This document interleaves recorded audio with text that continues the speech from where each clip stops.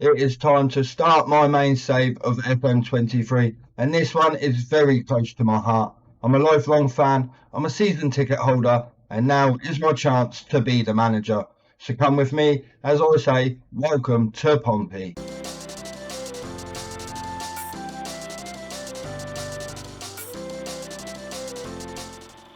Since I was young, I followed them.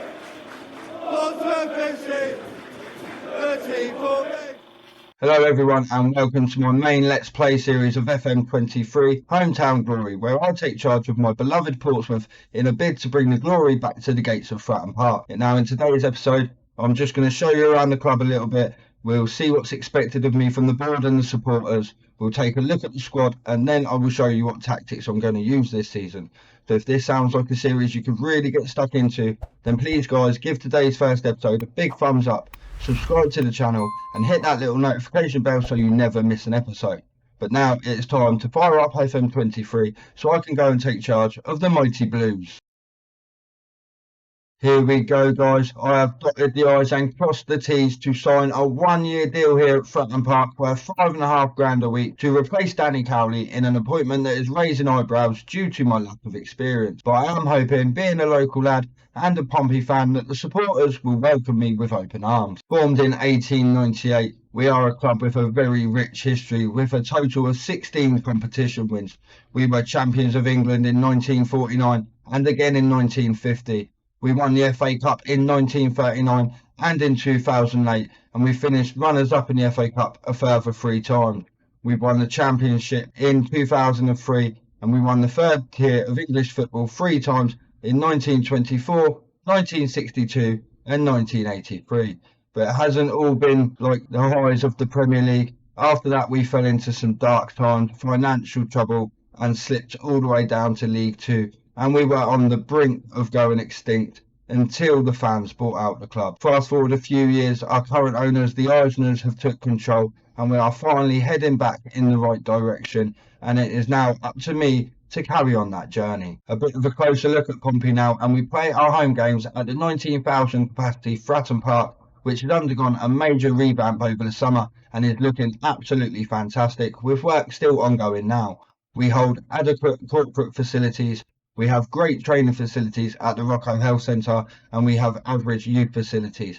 We also possess adequate academy coaching and average youth recruitment. So a great foundation being laid here at Pompey, but there is definitely places that I will look to improve during my time here on the South Coast. Now we take a look at the club vision, starting with the board, and overall they want me to work within the wage budget, with this season's expectations being to reach the League One playoffs, to be competitive in the FA Cup, the EFL Cup and the EFL Trophy, and work towards becoming self-sustainable. And as for the fans, well, they want me to develop players using the club's youth system. They want me to be competitive if we happen to meet Southampton, Brighton or Bournemouth, and they'd like me to reach the EFL League One playoff. Now, Pompey are known for having a passionate fan base and they hold a high influence on Football Manager with the board.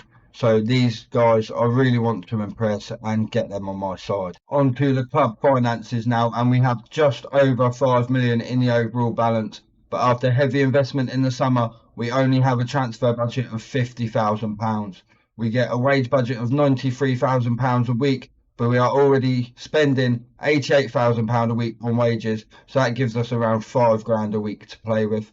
So it looks like if we do need any signings, it's going to be loans and free transfers for the first window at least. Now that I've told you a little bit about my beloved Pompey, it is time we go and meet the squad. When you look at the squad here at Pompey, you can see there is a great mix of quality, experience and youth.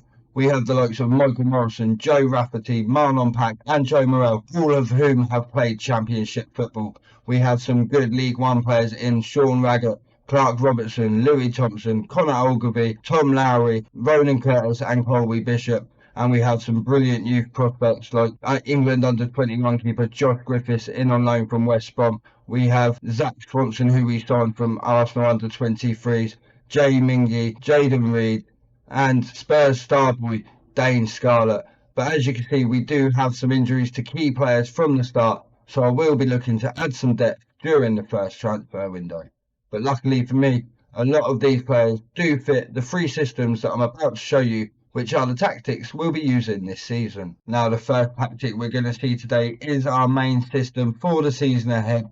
It is a positive 4-2-4, and in possession we want much shorter passing. We want to dribble less while working the ball into the box, playing for set pieces with a slightly higher tempo.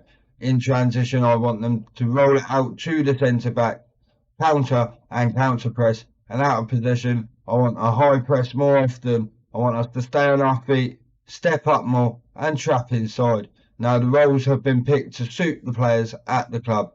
So let's have a look at our second system now, which is a positive 4-2-3-1 custom tiki-taka style football. In possession, we want much shorter passing, floated crosses, dribble less, work the ball into the box, and play for set pieces. In transition, we want to take long kicks, counter and counter press, and out of possession, I want a high defensive line, a high press more often. I want us to stay on our feet, step up more, and trap inside. Now again, the roles have been picked to best suit the players at the club. So let's go and look at our third and final system for the season. And that is a positive 4-3-3 DM custom tiki-taka. Now in possession, we are playing much shorter passing and floated crosses. I want us to dribble less while working the ball into the box and playing for set pieces. In transition, I want the goalkeeper to roll it to the centre backs while we counter and counter press. And out of possession, I want a higher defensive line, a high press more often. I want us to stay on our feet, step up more, and trap inside. Again, the player roles have been picked with the best roles for the players in the squad in mind. But this system will only really be used when we've got a comfortable lead and we want to see out a result. Now, you've seen my tactics, you've met my squad, and you've learnt a little bit about the club. So all that leaves me to do is show you where we come back for episode 2, and that will be after the transfer window has closed. You will be watching the first 2 games of September, firstly at home to Peterborough before we travel away to Barnsley. Now that is it for episode 1. I hope you've enjoyed the start of this new series. If you have, then please guys don't forget to like, comment, share, subscribe, and just help me push these videos out to a little bit of a wider audience. But until next time, I'll see you soon, take care, and play up Pompey.